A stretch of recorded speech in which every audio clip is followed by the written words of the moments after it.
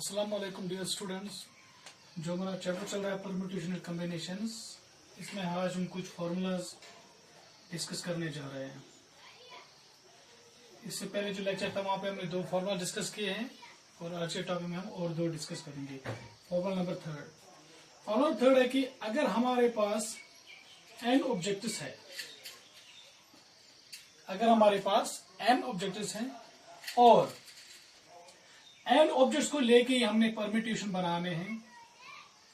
अगर हमारे पास number of objects n है और इन्हीं नंबर ऑफ ऑब्जेक्ट्स को लेके हमने परम्यूटेशन बनाने हैं, मगर इसमें इन n ऑब्जेक्ट्स में p ऑब्जेक्ट्स सेम है, p ऑब्जेक्ट्स सेम है, तो वहां पे हम टोटल नंबर ऑफ परम्यूटेशन कैसे निकाल सकते हैं। एक एग्जांपल दे देते हैं। सपोज अगर हमारे पास कुछ डिजिट्स इस तरह से हो 1 2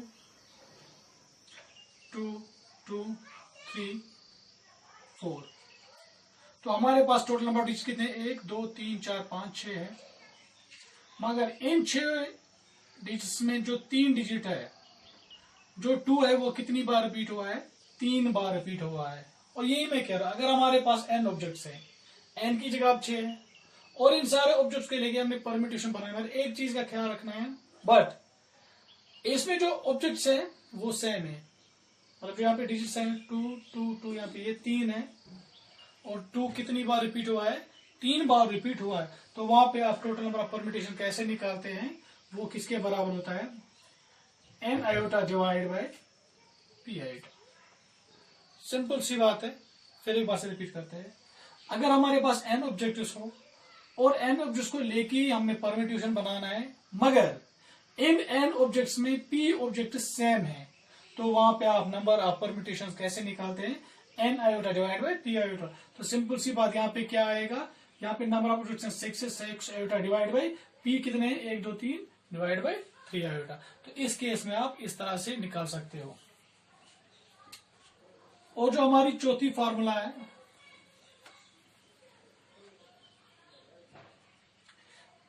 अगर हमारे पास n ऑब्जेक्ट्स हो, अगर हमारे पास n ऑब्जेक्ट्स हो और n ऑब्जेक्ट्स को लेके हमने परम्यूटेशन बनाना है, बट अगर इसमें p ऑब्जेक्ट्स रिपीट हो रहे हैं मगर डिफरेंट काइंड के। एग्जाम्पल ले लेते हैं। सपोज अगर हमारे पास ऐसे 1 2 2 3 3 3 4 4 4 एंड 5। सपोज हमारे पास इस तरह से डिजिट्स हैं 1 2 2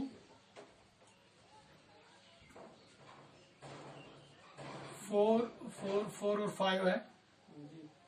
तो टोटल नंबर ऑफ डिजिट्स कितने हैं? 1 2 3 1 2 3 4 5 6 7 8 9 10। मगर इन डिजिट्स में 2 भी रिपीट हुआ है 2 बार, 3 रिपीट हुआ है 3 बार और 4 रिपीट हुआ है। 2 तो 2 बार रिपीट हुआ है, 3 तो 3 बार रिपीट हुआ और 4 3 ही बार रिपीट हुआ है।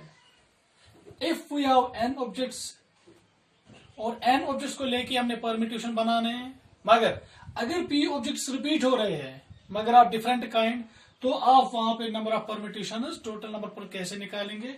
वो किसके बराबर आएगा? यहाँ पे 10 आयोटा डिवाइड बाई 2 तो 2 बार आया है 2 आयोटा, 3 तो 3 बार आया 3 आयोटा और 4 भी 3 बार आया 3 आयोटा।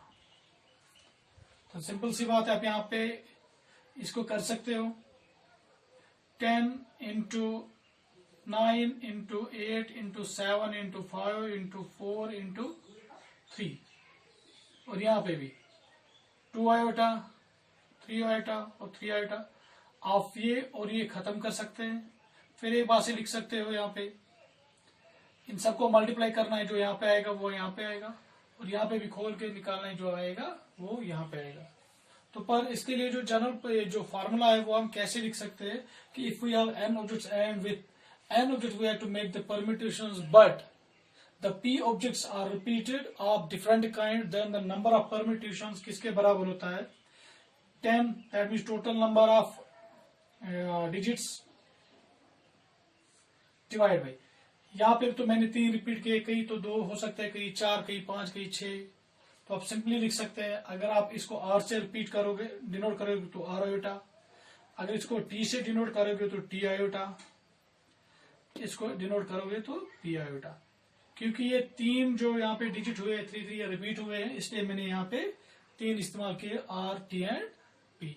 तो इस तरह से ये 4 फार्मूलाज थे ये फैक्टोरियल नोटेशन के, कि अगर हमारे पास नंबर ऑफ ऑब्जेक्टिव्स हो और कितने डिजिट्स को लेके हमने बनाने हैं, यहाँ पे ये कितने डिजिट्स को लेके हमने कुछ ये नंबर बनाना है, फिर इसको हम नंबर ऑफ परम्यूटेशन कैसे निकालेंगे, कितने तरीकों से हम उसको अरेंज कर सकते हैं। तो इसके लिए हमने 4 फार्मूला निकाले थे। पहले केस में हमने बोला था कि अगर डिजिट्स रिपीट ना हो तो एक फार्मूला लगती है, अगर डिजिट्स को अलाउ हो कि वो रिपीट कर सकते हो तो उसके लिए दूसरी फार्मूला है, और तीसरी फार्मूला जो इससे पहले हमने पढ़ा कि अगर हमारे पास n ऑब्जेक्ट्स हो और n ऑब्जेक्ट्स को लेके हमने परम्यूटेशन बनाना है मगर उसमें p ऑब्जेक्ट सेम हो, तो उसके लिए फार्मूला मैंने बताया था n iota divided p iota. और ये जो चौथी फार्मूला थी, अगर हमारे पास n ऑब्जेक्ट्स है और n ऑब्जेक्ट्स को लेके ही हमने परम्यूटेशन बनाना है मगर इसमें p ऑब्जेक्ट जो है वो रिपीट हो रहे हैं, आप डिफरेंट काइंड, अलग अलग किस्म के, तो उसके लिए फार्मूला क्या है, n iota divided r iota, t iota and p iota.